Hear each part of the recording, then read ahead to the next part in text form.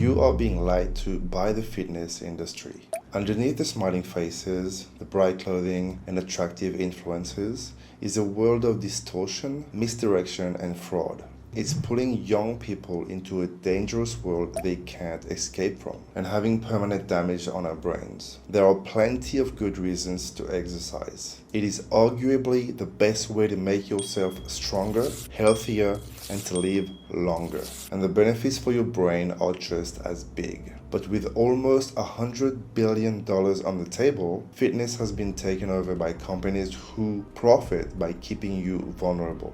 A toxic combination of deceptive marketing, power, and vulnerability ensures that you can never quite achieve the fitness you are aiming for, because what you are looking at online is fueled by money, drugs, and deception. This is the dark side of the fitness industry.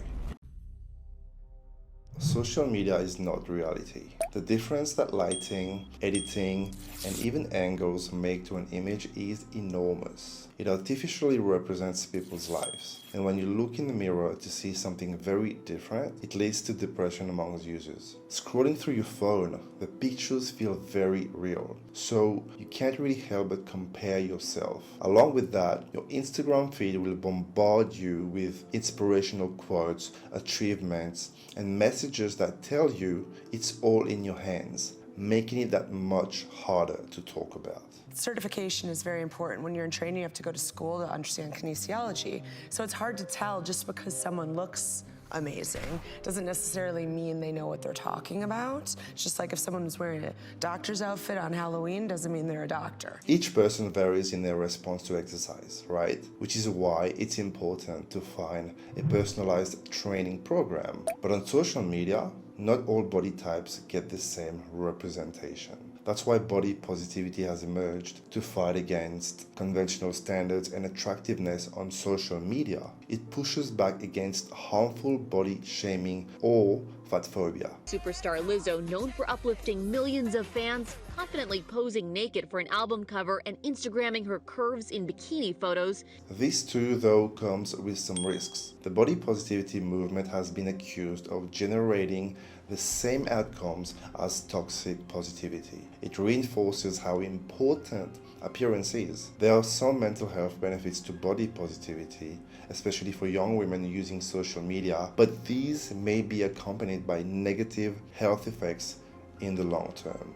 Recognition of unhealthy food, lifestyles, and the risk factors associated with being overweight could be undermined. Data is really what matters. And I run lab tests on my clients, so everybody does blood tests, I do stool testing, and fat is an organ, and it influences inflammation, it influences your hormones, and it puts stress on your organs, and eventually those organs begin to fail. Exposure to heavier bodies can promote obesity by distorting what a healthy weight is. Socioeconomic inequalities are a big factor contributing to obesity in marginalized populations. And the higher concentration of overweight people in these demographics is a product of lower educational opportunities and lower income. On all sides, mental health has been used as a selling point. Social media distorts reality to present an artificial image of health. And at the same time, pushing back against this runs the risk of promoting unhealthy practices. Instagram, YouTube, and TikTok have been breeding grounds for fitness influencers who attract millions of followers, carving out careers for themselves. And that's a good thing. Part of this income usually comes from endorsing products. Influencers have a powerful effect on their audience, especially through the use of before and after images. That is just the tip of the iceberg, though. It turns out influencers are having a far more damaging effect. Let me break it down. Messages captioning their posts about exercise, progress, and diet may seem positive at first. These are supposed to motivate and improve your self-esteem. But the opposite can be true as well. By focusing on appearance, there is a psychological pressure to match what you see online. This is really what creates a sense of feeling of lack, of not feeling good about yourself, of feelings of depression, eating disorders. You can go down a real ugly path with this if you believe that what you're seeing is true. This pressure is especially harmful to women. In one study, out of the top 20 fitness influencers, 14 of them were females. Most of the content women consume is heavily edited or features standards that a regular gym goer will find very difficult to imitate. And the consequence of these standards are drastic: stress, anxiety, and even body image issues or eating disorders. But what worries me is just that kids are seeing images, or they're wanting to look like images they see on the internet or in social media that just isn't realistic. Social media does not create these disorders on its own, but it does worsen them. Many of these conditions are centered around self-esteem, and platforms like Instagram supercharge the effects. Looking at social media for even short periods can have a negative impact on your self-esteem. The average time a young person spends on social media is over 5 hours a day. So it's virtually impossible to avoid these influences.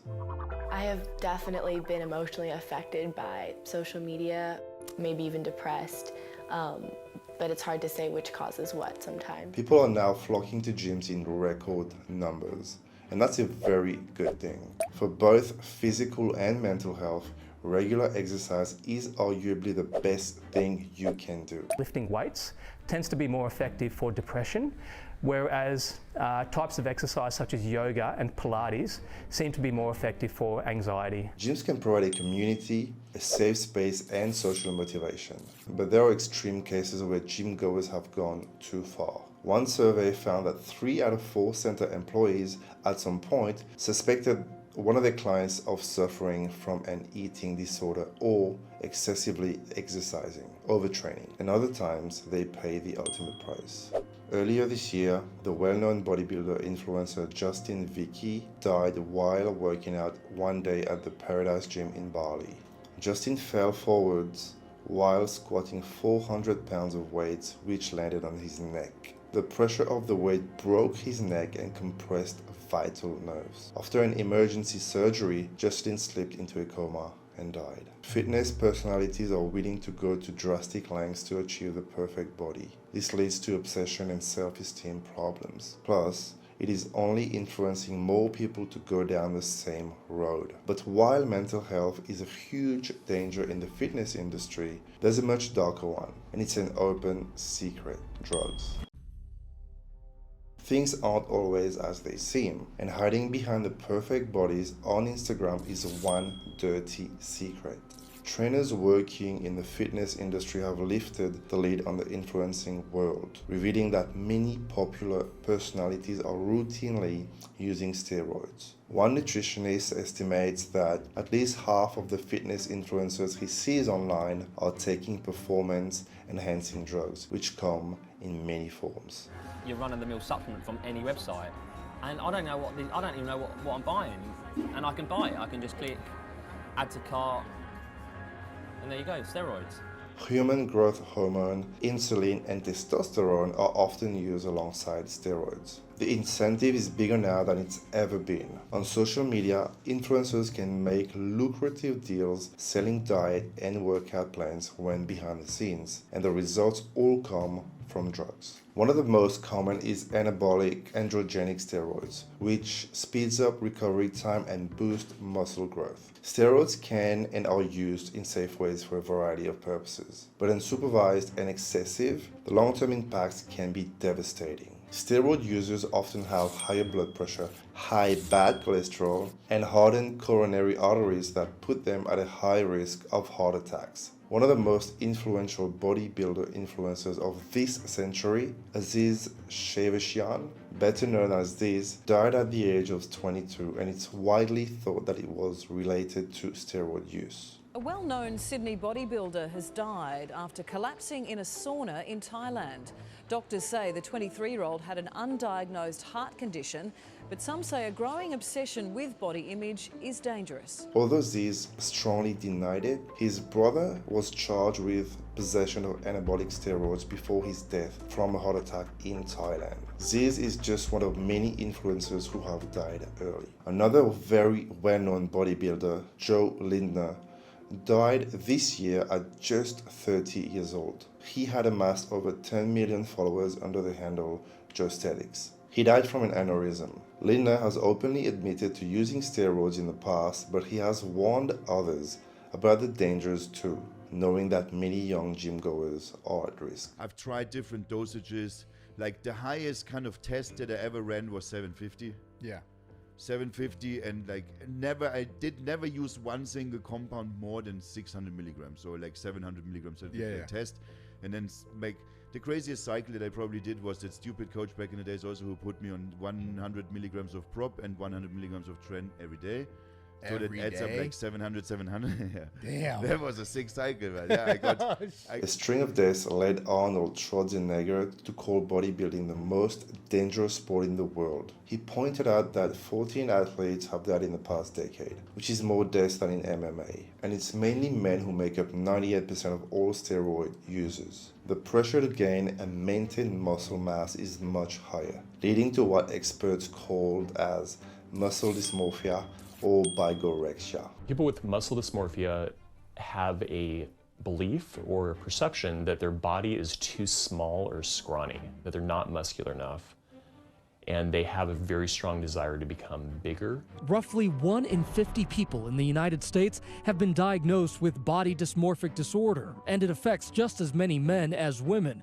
This drives an underground market. Insiders report that steroid use is so prevalent in the bodybuilding community that not taking any is a serious disadvantage. That's because now their livelihood is on the line. Fitness influencers are pitted against one another on social media, and there is big money to be made. Even micro-influencers can make thousands of dollars per sponsored post, meaning that the pressure to have a picture-perfect body all year round is a matter of survival. Higher up in the food chain, Kayla Itzines, one of the biggest fitness influencers in the world, recently sold her workout platform for $400 million. But where is all this money coming from? Medicine's greatest contributions have cured millions of people from deadly illnesses. But some of the biggest scams in history have also come from the world of health. Last century alone, cancer-curing tonics and weight loss cigarettes generated millions of dollars. Even vision dyed glasses promise to stop hunger. In the age of social media, the marketing health-related products has kicked into overdrive and become even more dangerous. Dietary supplements are no longer restricted to people with mineral deficiencies. They have now become more common for the everyday person to take for general health. Getting a balanced diet with enough vitamins and minerals is not easy, and supplements offer to fill the gap. But in the United States, like many other countries, dietary supplements are not evaluated by the Food and Drug Administration before they are sold. For the most part, supplement makers don't have to prove that their products are safe.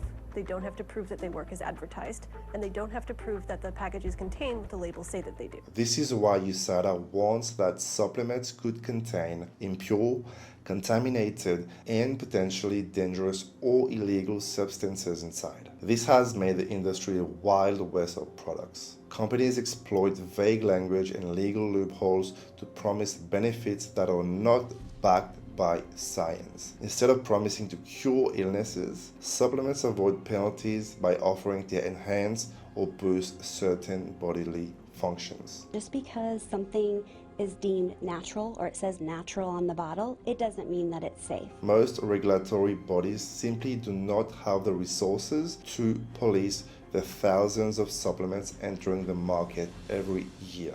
One review found that 746 dietary supplements had been identified by the FDA as having pharmaceuticals, but less than half of them were voluntarily recalled by companies. Consumers need to know that they cannot trust that anything sold as a supplement is what's actually listed on the label, nor that it works or that it's safe. Many skin, hair, and nail supplements have been linked to higher rates of cancer and diabetes. While high doses of vitamin A can cause birth defects, other supplements have been linked to several liver damage. 184 adults were studied. All of them had drug-induced liver injury.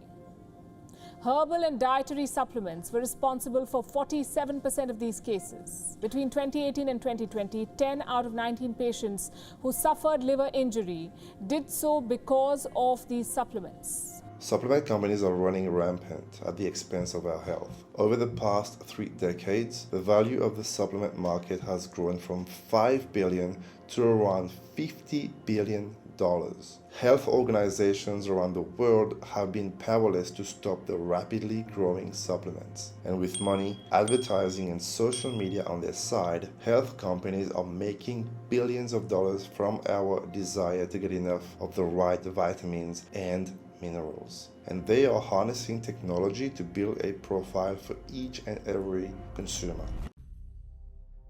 You have become a unit for companies to sell. When many gyms closed down due to restrictions, people turned online for their fitness programs, downloading fitness apps and joining in live classes from home. And that's a great thing. The company Peloton stock jumped by a whopping 440% in 2020 alone. This shift saw a boost in the use of wearable technology like fitness trackers, predominantly in the form of watches. These offer precise biometric and activity monitoring to track fitness and keep users on the right program. But where is all that information going? There are mounting fears of misuse or abuse of information, as wearable devices are able to collect a variety of personal information regardless of place or time. Just like other data, access to personal fitness data is extremely valuable, and almost companies pledge security. The truth is less than convincing. The most popular applications used are Apple, Garmin, Strava, and Google.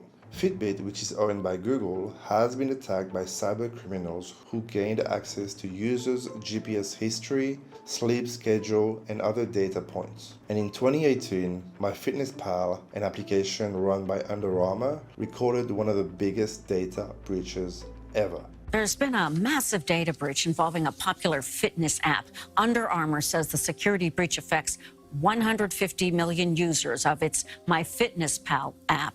Not only were email addresses and passwords leaked, but again, access to personal information too. Since devices are usually connected via Bluetooth, it can make users more vulnerable than ever. Users have voluntarily shackled themselves to devices. Legally, there is a difference too. In many parts of the world, the data collected is not considered health informed. That means it isn't protected under the same kind of regulations that medical data is, and it can be sent onto third parties for advertisers. Those runtimes and heart rate checks from your smartwatch might be putting a target in your back for big companies who use it to sell health products. And it is the final link in bridging the loop between damaging social media content, the business of health supplements, and your privacy. Fitness has never been as much a part of our lives as today. During the pandemic especially, people realized how important it is to keep your body active. As many as 1 in 5 people actually improve their physical health. This is an amazing goal to have, and the connection to mental health is clear too. Fitness can and should be about feeling good, having a positive experience, and not putting too much pressure on yourself. But the fitness industry has turned it into the opposite. And unless protections are put in place against deceptive advertisers, for example, harmful social media influencers and data sharing, fitness will only become darker and more dangerous. Companies have been preying and profiting on our motivation to be healthy for centuries. With social media, your mental health is being targeted too. The more insecure, depressed, and anxious you are, the more content you consume. And that's what they're aiming for. Thanks for watching. Peace.